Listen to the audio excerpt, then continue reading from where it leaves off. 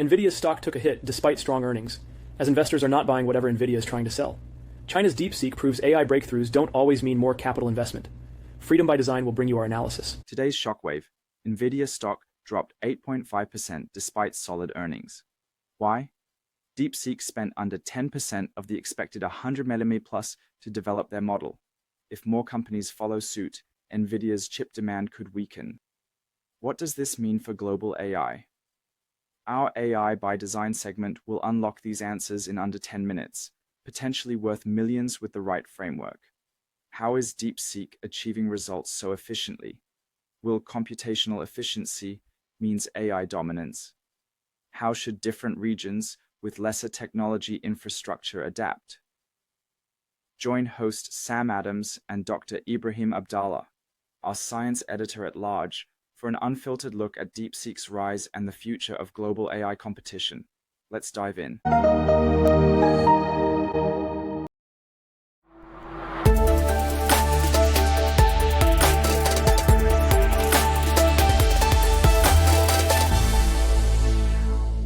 Seriously, what's remarkable about DeepSeek is the cost differential. They've reportedly developed this reasoning model for $5.6 million, while similar models here cost upwards of $90 million. How is that possible?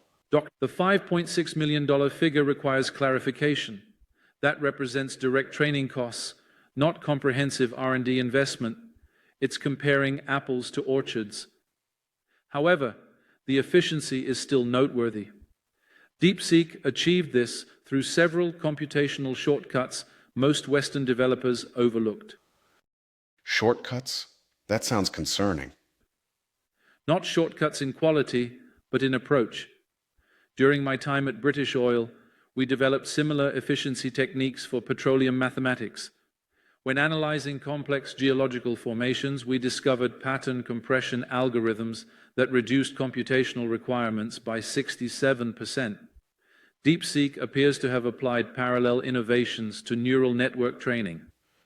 That aligns with what I saw during my reporting days in China. The golden era of economic reform fostered an environment where constraints fueled creativity. They didn't just throw more hardware at problems, they refined the math. So they're working smarter, not harder? Precisely. There's also another factor rarely discussed in Western media. Chinese developers optimize for constraints we don't face. When I was developing predictive models for Middle Eastern resource allocation, we found that necessity breeds remarkable innovation. DeepSeek operates with less access to advanced chips due to sanctions, forcing mathematical creativity. That reminds me of the Maximus approach you once mentioned, the idea that elegance beats brute force every time. Exactly. And this is where cultural context matters. China's approach reflects a long-standing philosophy, maximizing outcomes with minimal input, a kind of digital Wu Wei. They're not cutting corners, they're finding the most elegant path forward. When resources are constrained, you focus on mathematical elegance rather than sheer computational muscle. DeepSeek embodies that principle. Explain the implications for the average listener. Does this mean China wins the AI race? Not necessarily. This is merely one battle in a prolonged campaign. The more significant aspect is what it reveals about the global competitive landscape. India provides an instructive comparison. Why India specifically? India possesses comparable technical talent pools to both China and the United States, but lacks structural integration. According to Stanford's research, India produces approximately 15% of global AI talent, yet struggles to retain them. In English, please. Not all of us have dual PhDs. Simply put, lasting innovation requires three components functioning as one system: research institutions developing foundational theory, government providing strategic direction and infrastructure, and private enterprise commercializing applications. China has achieved this integration, evidenced by DeepSeek. The United States has a different but equally effective model. India hasn't fully connected these elements. That's something I saw up close. I spent years covering China's economic reform. Their state-led capitalism isn't just about control, it's about coordination.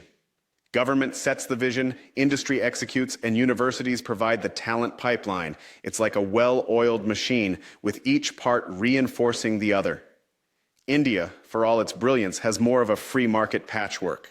Talent flows outward because the system doesn't self-sustain. Precisely. It's not about talent, India has plenty, but about coherence. What about language dominance? English has been the programming language of choice for decades. Does DeepSeek change that equation? Doctor, this touches on something profoundly important. DeepSeek demonstrates superior handling of Chinese linguistic context compared to Western models, much as ChatGPT excels in English contexts. This reveals an underlying truth about AI development.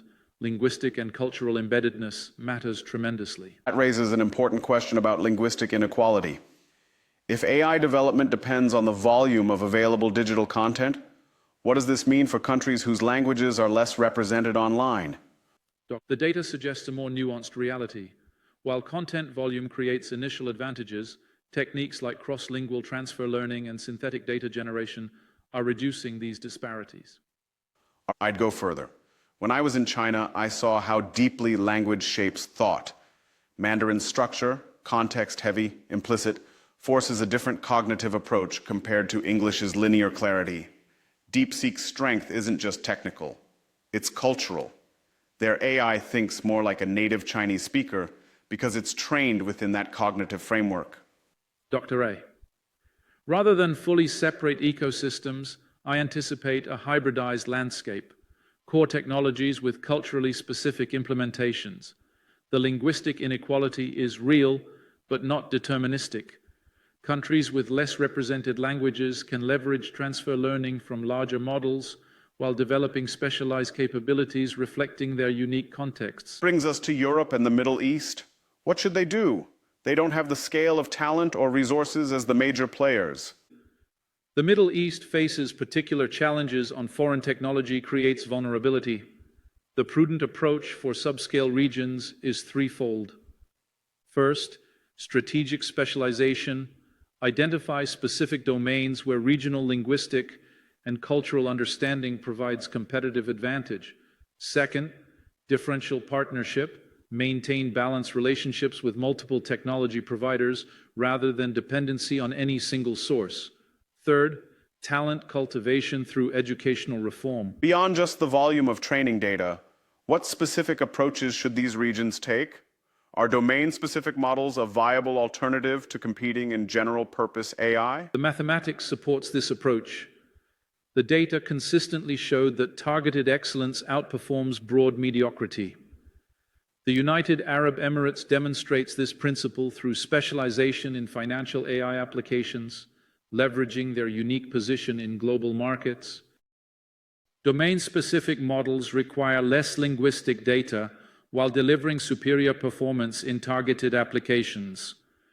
Israel has successfully employed this strategy in cybersecurity and medical AI, where specialized knowledge outweighs linguistic volume.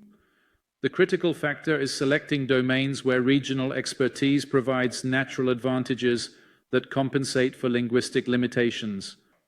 That brings us to a fundamental question about AI development globally. How do we ensure these systems operate within ethical frameworks when different cultures define ethics differently? The regionalization of AI development will naturally lead to varying approaches to moral alignment. This isn't unique to AI. It follows the pattern we've seen with every major technology throughout history. Different cultures prioritize different values, which shapes how technologies are designed and deployed. We hope you enjoy Sam and Dr. A deep dive into the global AI arms race. As technology integrates further into our lives, our perspective on digital authenticity and AI will change and evolve into a global perspective. So here's my authentic take. The real story here is a fundamental shift in the AI economics model, because DeepSeek really proved out that there isn't just one way to build an AI system, and that's also the same thing that we explored in our first segment of Freedom by Design. So what are the key takeaways for you guys? Number one, consolidation of foundation models. At the end of the day, you don't need an endless number of general purpose AI.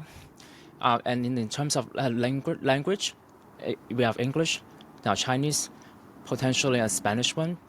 Otherwise, this is pretty much sufficient. Then the next battle will be in the specialty AI space. Number two, efficiency and adaptability are the new competitive edge. So the AI race is no longer just about who has the biggest compute budget.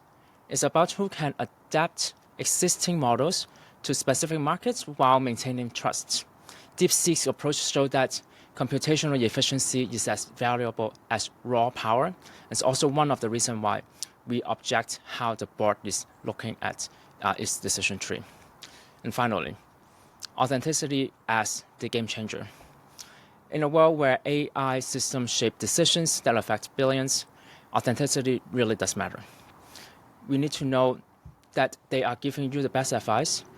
They would not have people-pleasing tendencies or overly people-pleasing tendencies, and that it's not just optimized for engagement or profit. It should really align with real human values.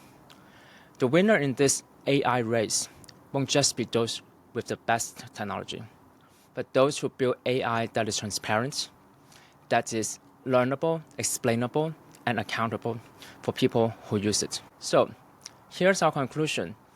And we will continue to explore the topic of AI in different dimensions. And the AI landscape is evolving quickly. The companies that will thrive are those that deliver AI that's efficient, adaptable, but most importantly, authentic. This isn't just a shift in technology, but a shift in how we think about and engage with AI in our daily lives. I hope you enjoyed the show, and please follow us and share with your friend, because that's the only way we could get noticed.